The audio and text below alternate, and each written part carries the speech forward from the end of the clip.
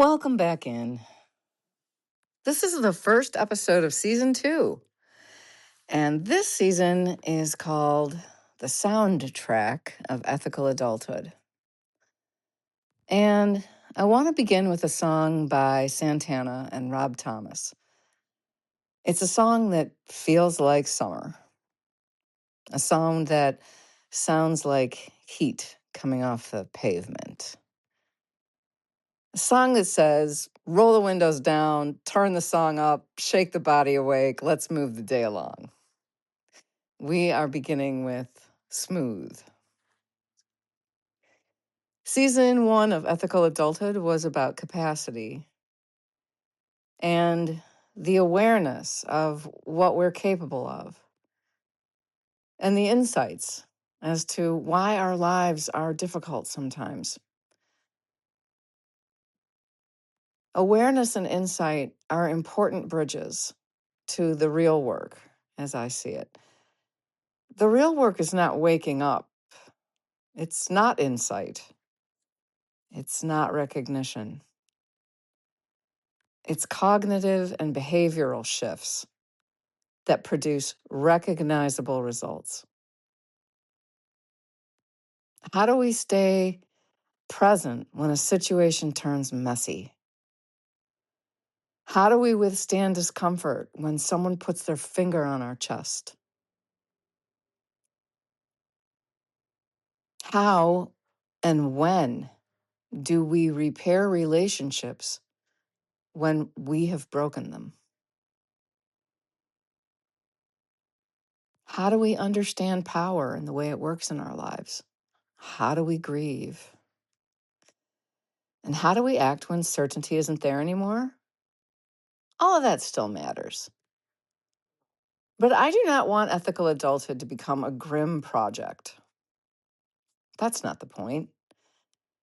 The point is not to become a more responsible Victorian prude. The point is to become more alive and ready for the next moment, hour, day, year to unfold. More available to the moment, more honest about what it holds, more capable of love, more capable of joy, more capable of entering the life we actually have. So before we talk about anything heavy, I want to begin with aliveness. And smooth is alive. And it's not subtle about being alive. It has heat and swagger and rhythm. It has desire. It has confidence. It has that feeling of ordinary life suddenly becoming charged with possibility. And yes, on one level, it's just a sexy summer song. Fine, let it be that. Not every song needs to come into the house wearing a cardigan, carrying a graduate thesis. Sometimes a song can just walk in hot. But what interests me is that underneath all that heat and movement, there's a very adult question. Is this real? That's the question. Not just, do we want this? And not just, is there chemistry? Not just, is this exciting? But is this real? Can we make it real? Or are we just playing near the edge of something we're not willing to actually live? That's where the song becomes ethical adulthood for me. Because the line that stays with me is the demand to give the heart, to make it real, or else forget about it. That's clean. That's not adolescent longing. That's not endless fantasy. That's not sitting around forever inside the almost. That's adult clarity. Give me your heart, make it real, or else forget about it. And I think that that's one of the most loving things we can say if we mean it cleanly.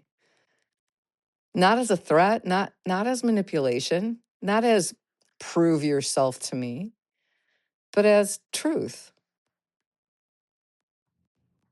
If this is love, let it be love. If this is friendship, let it be friendship.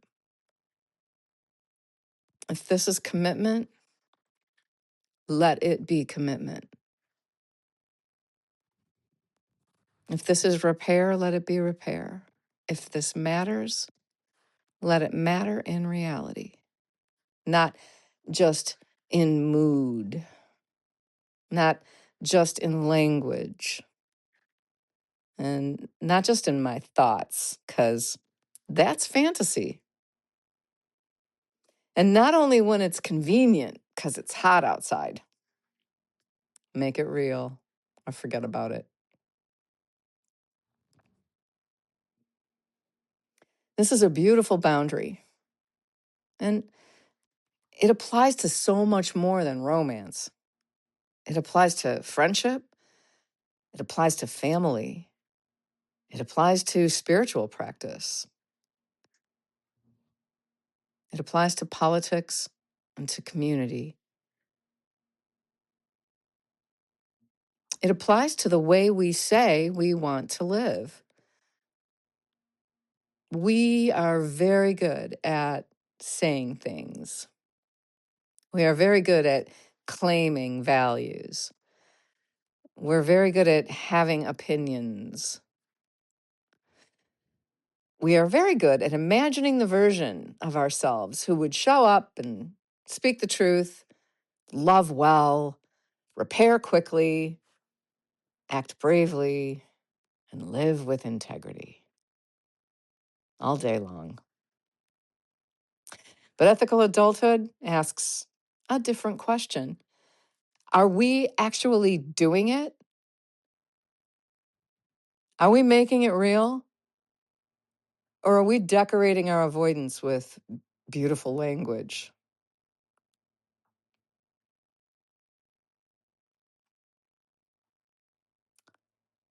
Does that sound harsh? I don't mean it to sound harsh. I mean it to sound curious. I mean it to sound like inquiry. Because life, well, the longer you live, the more you see it. Life is short. And the older I get, the less interested I am in almost pert near the thing, you know? Almost there, almost honest, almost available, almost loving, almost accountable, almost brave, almost awake, almost can take up a whole lifetime if we let it. Almost can become a personality, almost can become a home, almost can become the place where we hide from the cost of being real. And smooth, it says to me, no, no. There is life here. There is joy here. There is love here. There's heat here. Yeah, there's possibility here. Do not circle around it forever. Either bring your heart into the room or stop pretending that this is what we're doing. We want to drop our baseless cynicism.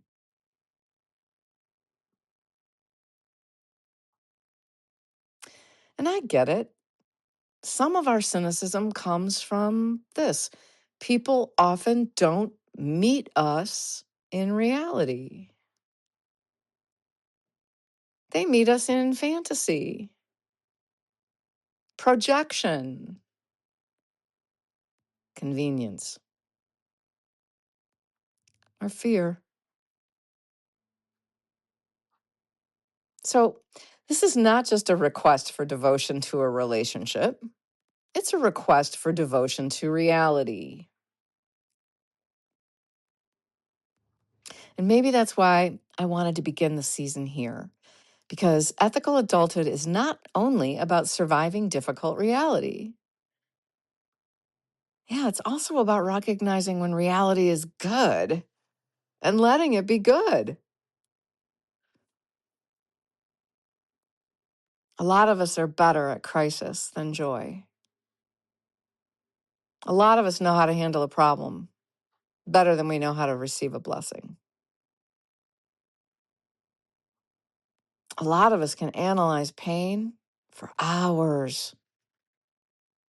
But when something beautiful arrives, 10 seconds in, we start to get suspicious. We start managing it. We start explaining it. We start waiting for the catch. We start wondering how long it'll last. Man, we start preparing for the loss before we even let ourselves enjoy the gift.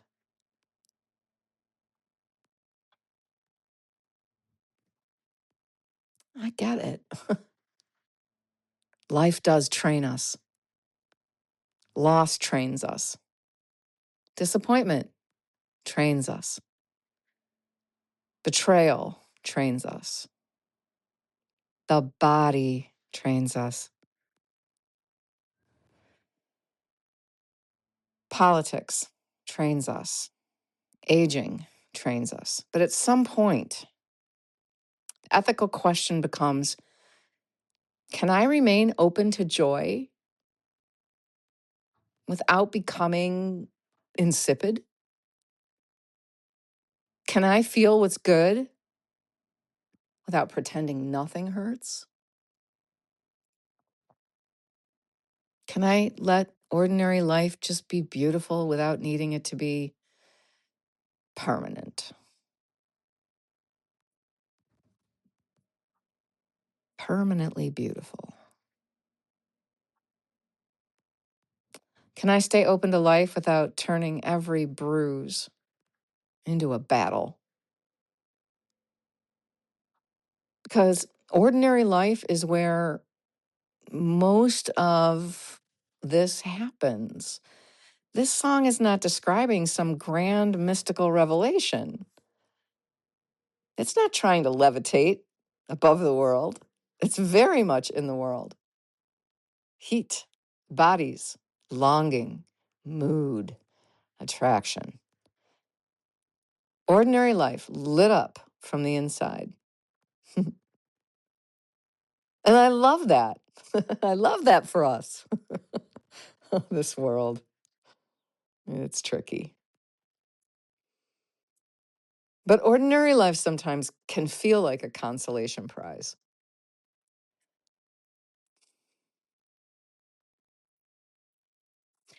Have you ever just paused and recognize that ordinary life is your life? Have you lived long enough to see that? It's the morning coffee. It's the kitchen. It's the person sitting across the table.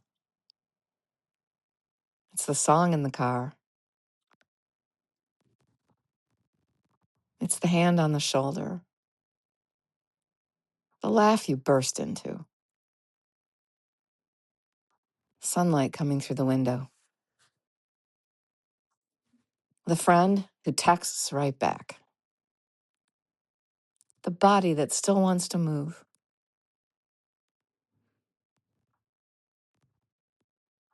The moment when life does not become perfect, but it becomes stable,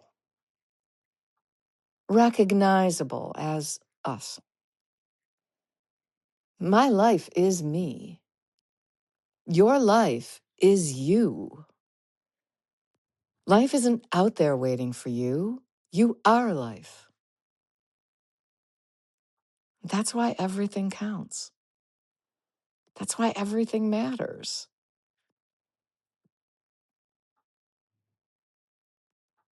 And if we can't feel the goodness of ordinary life, well, we may start needing drama to feel alive. And that is dangerous. Drama can imitate intimacy.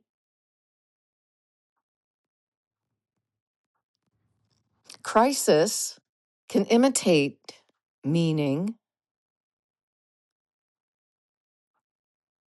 Intensity can imitate love. But they are not the same. Real joy has a different texture. It doesn't always spike the system. Sometimes it steadies it. Sometimes it says, here, this is enough. Let yourself have this ordinary life.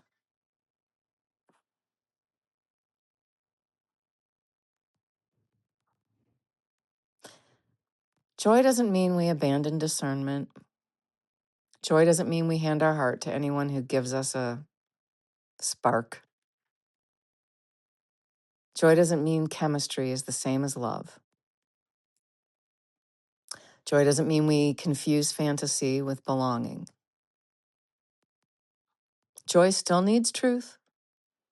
Love still needs reality. Belonging still needs mutuality.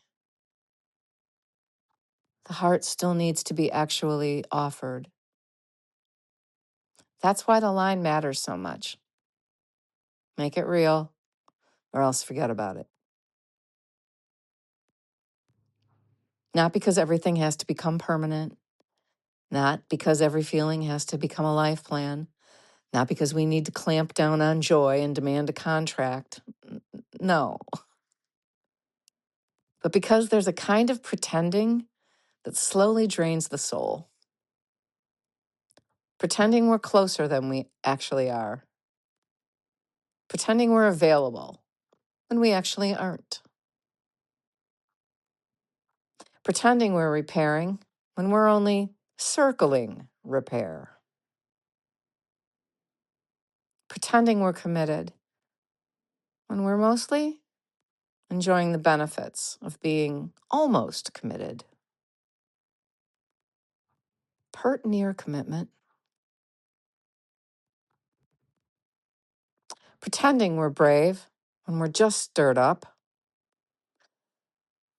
Ethical adulthood asks us to close the gap.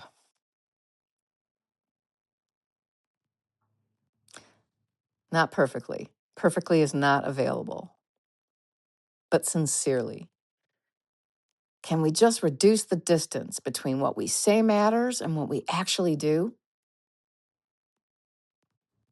Can we bring the heart closer to the mouth? Can we bring the body closer to the truth? Can we bring the life closer to the values? That's making it real. And this is where ego has to soften back. Because ego often loves the idea of love more than love.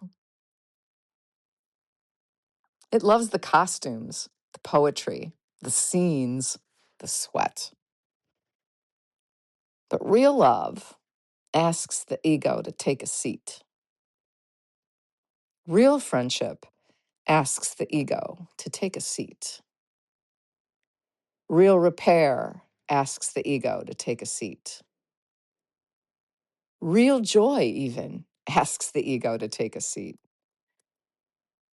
To participate, we have to stop watching ourselves from the outside.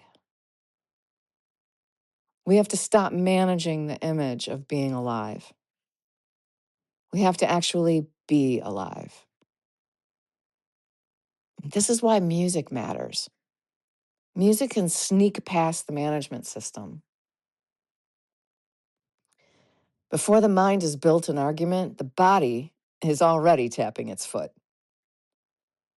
Before the ego has decided whether this is sophisticated enough, the shoulders have already started to move. Before the personality has made a plan, something in us has already said yes. That yes matters. It's not the whole of ethical life, but it's part of it.